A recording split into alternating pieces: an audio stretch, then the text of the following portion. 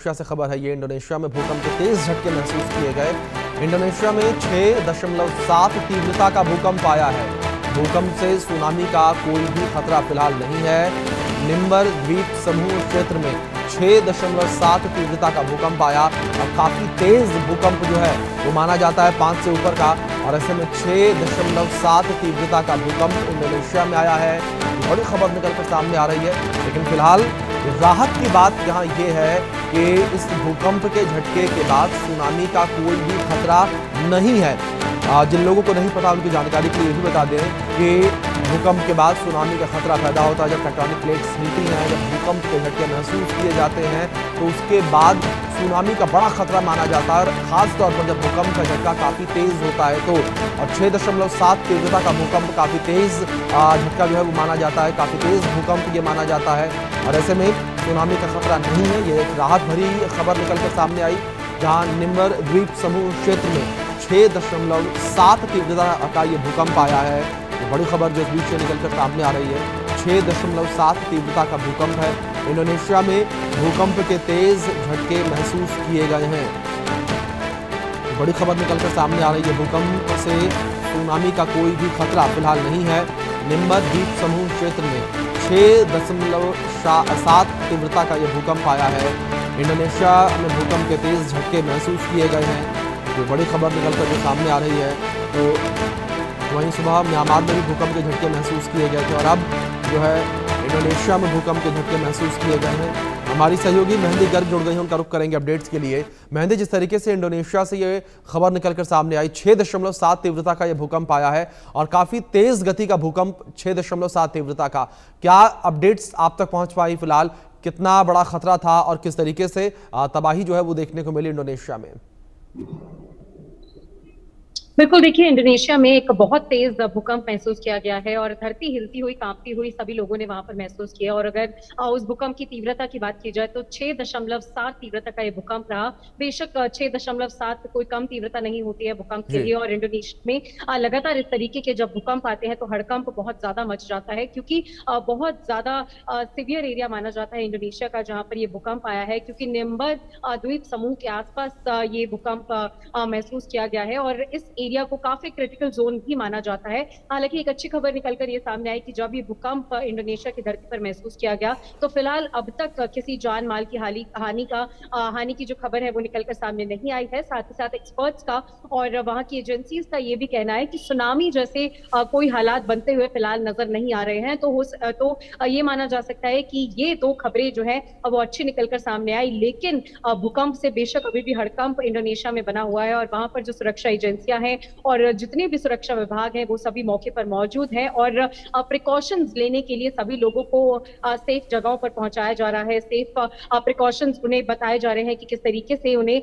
Safety protocols को follow करना चाहिए, और उन्हें अगर क्रिटिकल एरिया में कोई लोग रहते हैं तो उन्हें सेफ जगहों पर शिफ्ट भी किया जा रहा है, क्योंकि बेशक 6.7 तीव्रता का ये जो भूकंप है उसने इंडोनेशिया के लोगों को में हड़कंप मचा दिया है। बहुत ज्यादा घबराहट वहां के लोगों में है। हालांकि सुनामी का कोई खतरा फिलहाल नहीं बना हुआ है, लेकिन प्रिकॉशंस लेने के तहत जितनी सुरक्षा एजेंसियां हैं वो अभी मौके पर काम कर रही है, क्योंकि जिस तरीके से ये भूकंप महसूस किया गया तो बहुत तेज झटके महसूस किए गए। और जो हिस्ट्री भी रही है इंडोनेशिया में भूकंप आने की, चाहे वो 2021 में रही हो, 2018 में रही हो, तो तब जो भूकंप आए थे वो बेशक बड़ी तबाही लेकर आए थे। और जिस तरीके से 2025 की शुरुआत से ही लगातार भूकंप पूरे विश्व में देखे जा रहे हैं, भूकंप के जो खबरें हैं वो लगातार निकलकर सामने आ रही है, तो लोगों में बहुत ज्यादा खौफ भूकंप को लेकर लगातार बनता जा रहा है। जी बिल्कुल मेहंदी, दूसरी ओर जिस तरीके से लगातार भूकंप के झटके पूरे विश्व में देखने को मिल रहे हैं, लगातार अलग अलग हिस्सों में धरती हिलती हुई नजर आ रही है, इसको लेकर जानकारों का क्या कुछ कहना है कि आखिर ऐसे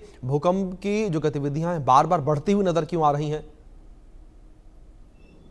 बिल्कुल अभिषेक, देखिए पूरे विश्व में ये जो भूकंप के झटके हैं वो समय समय पर हर जगह फील किए जा रहे हैं। अगर भारत की भी बात की जाए तो पिछले 2 दिन दिल्ली वालों के लिए भी बहुत ज्यादा हड़कंप वाले रहे, क्योंकि दिल्ली में भी भूकंप महसूस किए गए। लेकिन अगर पूरे विश्व की बात की जाए तो 2025 की शुरुआत से ही लगातार ये जो भूकंप है वो सामने आ रहे हैं।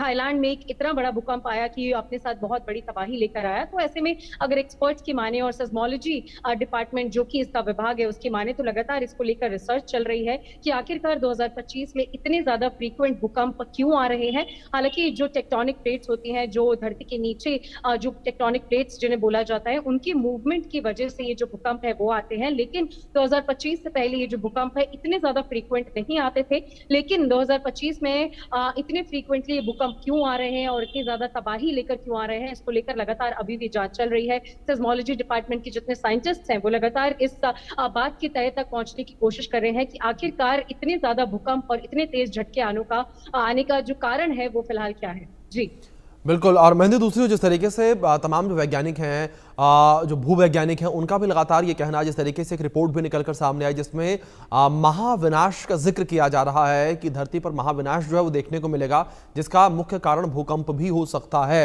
इसको लेकर क्या कुछ अपडेट, क्या कुछ जानकारियां, किस तरीके से चेतावनियां जो है वो लगातार निकलकर सामने आ रही हैं? बिल्कुल अभिषेक, देखिए जो रिपोर्ट्स भी सामने आती हैं और जो वैज्ञानिकों का भी कहना है कि महाविनाश की तरफ जो है वो धरती कहीं ना कहीं चलती हुई नजर आ रही है। तो ऐसे में अभी ये सब जो है वो बातें हैं, आधिकारिक तौर पर ऐसी कोई बात फिलहाल नहीं की गई है। लेकिन जहां एक तरफ जो रिसर्चर्स हैं, जो वैज्ञानिक है, वो लगातार इस बात की चर्चा कर रहे हैं, रिसर्च कर रहे हैं कि आखिरकार इतने तेज भूकंप आने के पीछे के कारण क्या है। तो वहीं दूसरी ओर एहतियातन ये भी उनकी तरफ से बताया जा रहा है कि अब जो धरती है और जो विश्व है पूरा, वो कहीं ना कहीं महाविनाश की तरफ जाता हुआ नजर आ रहा है। तो ऐसे में प्रिकॉशंस लेना और बहुत ज्यादा ध्यान रखना बहुत ज्यादा जरूरी हो जाता है इन तरीके की आपदाओं से, क्योंकि ये ऐसी आपदाएं हैं अभिषेक जिनसे निपटने के लिए कह सकते हैं कि जो ह्यूमन है या फिर जो इंसान है वो काफी ज्यादा छोटा एक प्राणी है। तो ऐसे में जिस तरीके से वैज्ञानिकों की भी ये रिपोर्ट सामने आ रही है, तो बेशक काफी ज्यादा जो डर का माहौल है वो पूरे विश्व में फिलहाल बना भी हुआ है। और जैसे ये अर्थक्वेक्स है, ये जो तेज कंपन के साथ आ रहे हैं, तेज झटकों के साथ आ रहे हैं, तो बेशक हड़कंप जो है वो पूरे विश्व में और ज्यादा बनता चला जा रहा है।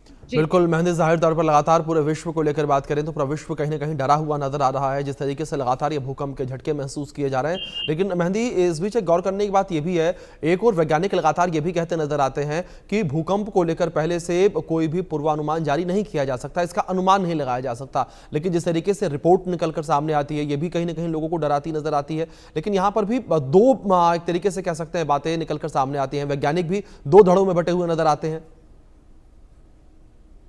बिल्कुल अभिषेक, देखिए भूकंप जैसी अगर आपदाओं की बात की जाए तो ये बहुत ज्यादा अनप्रिडिक्टेबल चीजें भी मानी जा सकती हैं, क्योंकि वैज्ञानिक साफ तौर पर ये कहते हैं कि जो रिसर्च की जाती है वो रिसर्च हो सकता है कि सच हो और हो भी सकता है कि ना भी सच हो। तो एक अनुमान लगाया जाता है कि ऐसा कुछ हो सकता है, चाहे वो अगर हम मौसम विभाग की भी माने तो एक अनुमान लगाया जा सकता है कि इस हफ्ते में इतनी तेज बारिश होगी, इस हफ्ते में या इस दिन पर